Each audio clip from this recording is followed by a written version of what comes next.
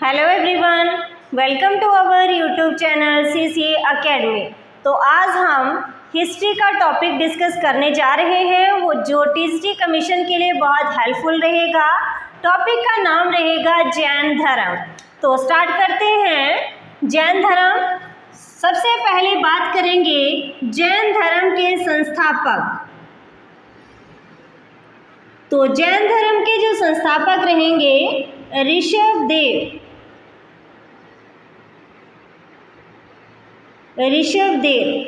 और नेक्स्ट है जैन धर्म के प्रथम तीर्थंकर।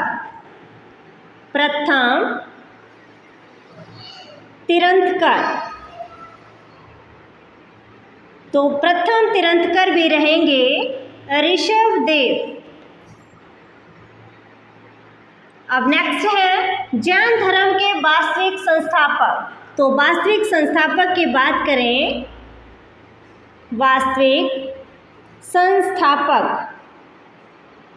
तो जैन धर्म के वास्तविक संस्थापक रहेंगे महावीर स्वामी।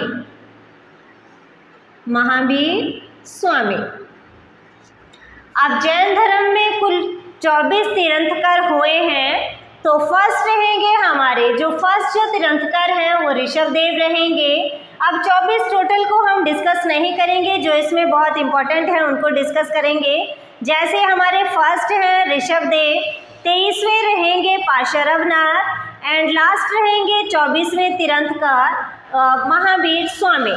तो जैन धर्म के कुल तीर्थंकर, जैन धर्म के जो कुल तीर्थंकर रहे हैं वो हैं 24। इसमें से हम 3 डिस्कस करेंगे।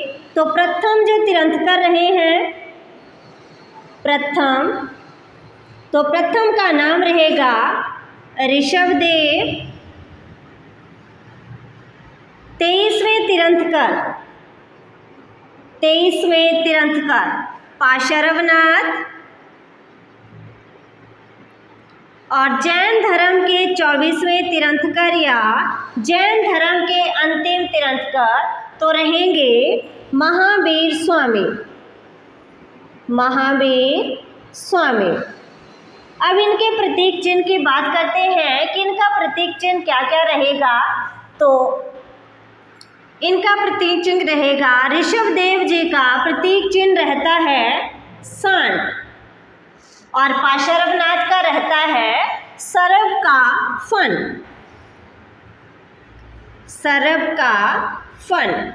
ये है इनके प्रतीक चिन्ह। और नेक्स्ट है हमारे पास 24वें तीर्थंकर महावीर स्वामी का, तो इनका रहता है शेर। तो ये थे इनके प्रतीक चिन्ह के बारे में। ये रहेंगे नाम ऋषभदेव, पाशरवनाथ, महावीर स्वामी, ये फर्स्ट 23वें और 24वें। अगर प्रतीक चिन्ह सांड, सर्प का फन और शेर। अब बात करते हैं कि जो पाशरवनाथ हैं उन्हें ज्ञान की प्राप्ति कहाँ हुई है।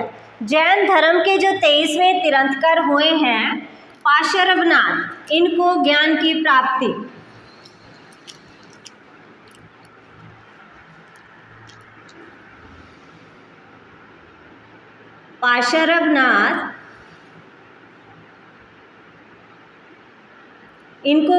प्राप्ति कहाँ हुई है? इनको हुई है समेत पर्वत, जो कहाँ पड़ता है? झारखंड में। ये पड़ता है झारखंड में समेत पर्वत। समेत शिखर भी कहा जा सकता है या समेत पर्वत भी कहा जा सकता है। और कहाँ पड़ता है? तो स्टेट रहेगी झारखंड में। जब इनको ज्ञान प्राप्ति हुई तो इन्होंने कितने नियम बताए हैं? तो जब इनको ज्ञान प्राप्ति हुई 23वें तीर्थंकर पाशरवनाथ जी को, तो ज्ञान प्राप्ति के बाद इन्होंने नियम दिया चतुरायन नियम। क्वेश्चन ऐसे भी पूछा जा सकता है, चतुरायन नियम किसके द्वारा दिया गया था? तो पाशरवनाथ जी के द्वारा ज्ञान प्राप्ति के उपरांत। तो फर्स्ट था चतुरायन नियम में कौन कौन से नियम थे? फर्स्ट रहेगा हिंसा ना करना, हिंसा न करना। सेकंड रहेगा चोरी ना करना, चोरी ना करना। थर्ड रहेगा सदा सच बोलना, सदा सच बोलना। और फोर्थ रहेगा इनका इन्होंने जो फोर्थ नियम दिया था उसका नाम था संपत्ति ना रखना, संपत्ति ना रखना। ये वाले जो नियम थे, जब इन्होंने 4 नियम दिए, इन नियमों का नाम रखा गया चतुरायन नियम, जो पाशर्वनाथ जी के द्वारा दिए गए थे। अब ये थे पाशर्वनाथ जी के। अब हम पढ़ेंगे जो जैन धर्म के वास्तविक संस्थापक हैं महावीर स्वामी के बारे में, उनके जीवन के बारे में। तो जैन धर्म के 24वें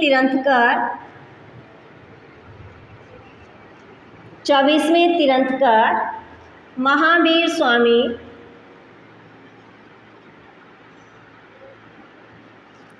और यहाँ से क्वेश्चन ऐसे भी पूछा जा सकता है, वास्तविक तीर्थंकर, जैन धर्म के वास्तविक तीर्थंकर, तब भी आंसर रहेगा महावीर स्वामी। अगर पूछा जाए इसके जैन धर्म के अंतिम तीर्थंकर, तब भी आंसर रहेगा महावीर स्वामी ही। अब बात करते हैं सबसे पहले इनके जन्म के बारे में, जीवन परिचय के बारे में। यहाँ से भी एग्जाम में क्वेश्चन पूछे जा सकते हैं। तो जन्म लिखेंगे सबसे पहले, महावीर स्वामी का जन्म कहाँ हुआ था? तो इनका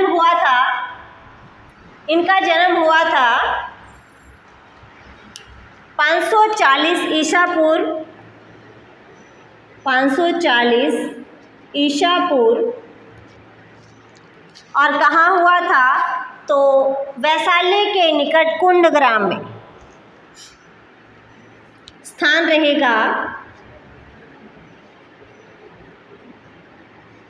वैशाली के निकट कुंडग्राम में, यहाँ हुआ था इनका जन्म। वैशाली के निकट कुंडग्राम में इनका जन्म हुआ था। अब बात करते हैं सबसे पहले इनके बचपन का नाम।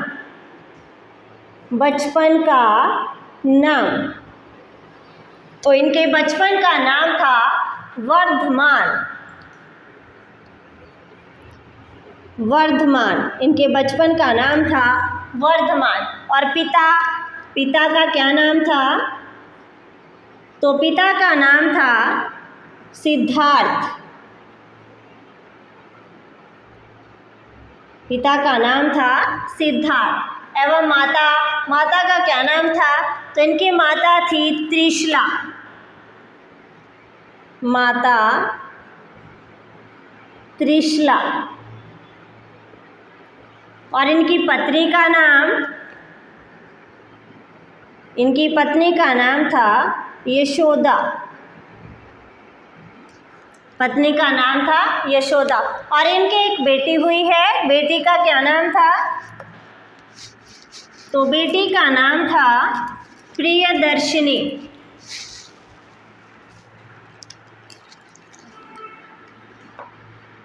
बेटी हुई है, बेटी का नाम था प्रियदर्शिनी। और बेटी का नाम था प्रियदर्शिनी। और भाई का क्या नाम था? भाई थे नंदीवर्धन। और नेक्स्ट लिखना है दामाद का नाम था जमाली। दामाद का नाम था जमाली। अब भाई क्यों इम्पोर्टेंट है? क्योंकि इन्होंने क्या किया था, जब इन्होंने गृह त्याग किया था तो ये अपने भाई की अनुमति लेकर गृह छोड़कर गए थे। और जमाली क्यों जरूरी है? क्योंकि जो इनके प्रथम जो शिष्य बने थे वो जमाली बना था। अब बात करते हैं इनके बारे में। कुल, किस कुल से ये बिलोंग करते थे, तो कुल लिख लेंगे। तो कुल रहेगा ज्ञात्रिक कुल, कुल रहेगा ज्ञात्रिक कुल। अब नेक्स्ट बात करते हैं, गृह त्याग कितने वर्ष की आयु में किया था इन्होंने? गृह त्याग तो 30 वर्ष की आयु में गृह त्याग किया था। और अनुमति किसकी ली थी? तो भाई की अनुमति ली थी, जिसका नाम था नंदीवर्धन। भाई की अनुमति ली थी, जिसका नाम था नंदीवर्धन। अब नेक्स्ट लिखेंगे, इनके जब इन्होंने गृह त्याग किया था तो इनके माता पिता की मृत्यु हो चुकी थी। माता पिता की मृत्यु हो चुकी थी उस टाइम, जब इनकी आयु मात्र 30 वर्ष थी। अब नेक्स्ट पॉइंट लिखेंगे, ज्ञान प्राप्ति 30 वर्ष की आयु में इन्होंने गृह छोड़ दिया। अब उसके बाद इनको ज्ञान कितने वर्ष के पश्चात प्राप्त हुआ था? तो ज्ञान प्राप्ति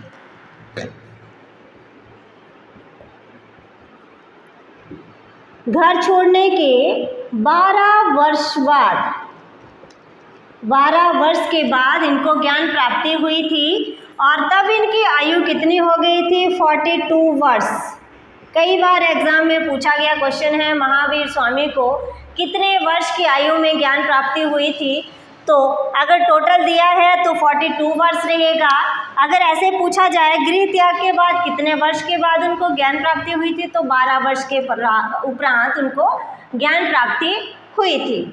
अब नेक्स्ट लिखना है, कहाँ हुई थी? तो जंभिक ग्राम के निकट स्थान रहेगा, जंभिक ग्राम के निकट, जंभिक ग्राम के निकट ऋजुपालिका नदी के तट पर, ऋजुपालिका नदी के तट पर इनको जो स्थान था ज्ञान प्राप्ति का, जंभिक ग्राम के निकट ऋजुपालिका नदी के तट पर। और अगर पूछा जाए कि उस वृक्ष का क्या नाम है जहाँ पर इनको ज्ञान प्राप्ति हुई थी, तो एक वृक्ष के नीचे इन्हें ज्ञान प्राप्ति हुई थी, उस वृक्ष का नाम रहेगा साल वृक्ष। तो वृक्ष लिखना है,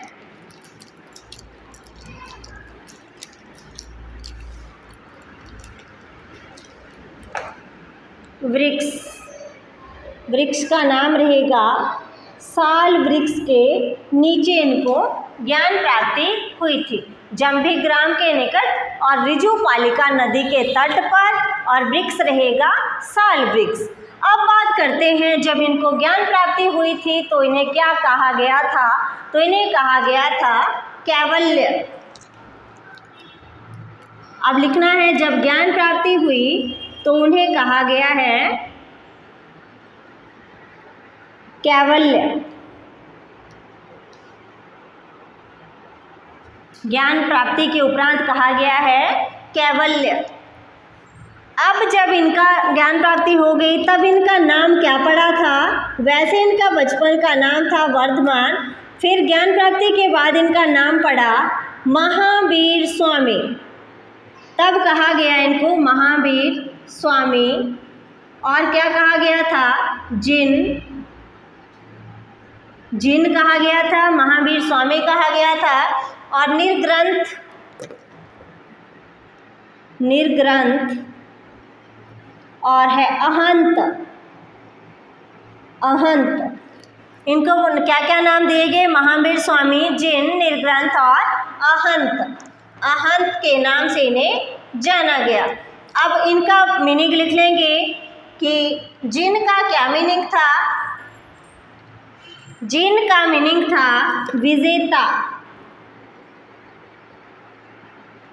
और निर्ग्रंथ का मीनिंग था यहाँ पर बंधन रहित।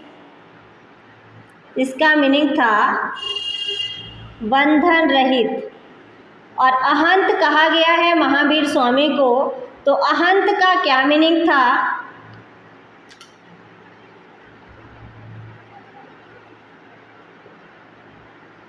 नेक्स्ट है अहंत। अहंत का क्या मीनिंग था? तो अहंत का मीनिंग था पूज्य या योग्य। पूज्य या योग्य। तो जब इनको ज्ञान प्राप्ति हो गई तो इन्होंने दिए थे पंचायन नियम। इन्होंने दिया था पंचायन नियम। जैन धर्म में पंचायन नियम, पंचायन नियम एक किसके द्वारा दिया गया था? महावीर स्वामी के द्वारा। महावीर स्वामी के द्वारा दिया गया था पंचायन नियम। अब जो चतुरायन नियम है उनमें उस नियमों में, चतुरायन नियम में इन्होंने एक और नियम इंक्लूड किया और वो दिया गया इन्होंने पंचायन नियमों से कहा गया। अब फर्स्टली हम बात करते हैं पंचायन नियम में क्या क्या था। तो 4 तो वही रहेंगे जो पाशर्वनाथ ने दिए थे। हिंसा न करना, नेक्स्ट है चोरी न करना, सदा सच बोलना थर्ड रहेगा, और फोर्थ रहेगा संपत्ति ना रखना,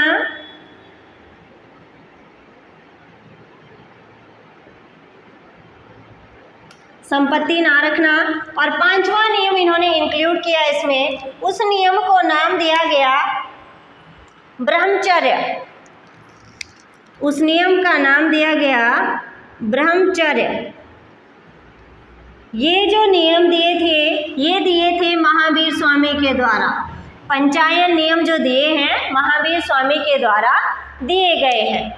अब हमने इसके बाद लिखना है कि इनके जो प्रथम शिष्य रहे हैं वो कौन रहे हैं। तो प्रथम शिष्य, महावीर स्वामी के प्रथम शिष्य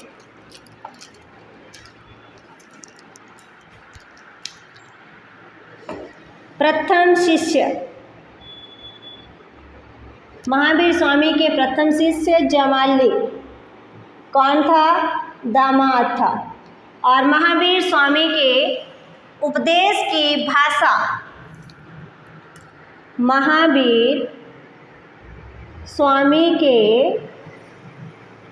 उपदेश की भाषा, तो इनके उपदेश की भाषा रहेगी प्राकृत।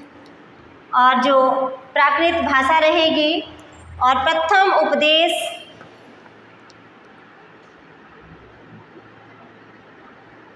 राजगीर, और अंतिम उपदेश पावापुरी।